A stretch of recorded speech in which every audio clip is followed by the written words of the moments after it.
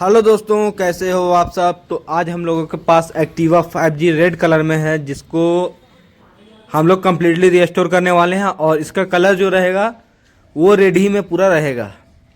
और गाड़ी का हालत देख सकते हो किस कंडीशन में गाड़ी है। पेंट पूरी तरह से उड़ चुका है, कहीं कहीं तो क्लियर भी जा चुका है। और डेंटिंग भी गाड़ी में बहुत है, आप लोग देख सकते हो। रस्टिंग भी पकड़ना शुरू कर चुका है। तो पहले गाड़ी को डिसमेंटल करेंगे। डिसमेंटल करने के बाद देखेंगे कि क्या पार्ट्स हम लोग को चेंज करना है। अगर पार्ट्स चेंज करने की ज़रूरत नहीं पड़ी तो हम लोग उसी को रिपेयर करके चला देंगे। वो मैं वीडियो के लास्ट में बताऊंगा कि क्या हम लोगों ने पार्ट्स इसमें चेंज किया है। तो चलिए बिना किसी देरी के गाड़ी को खोलते हैं।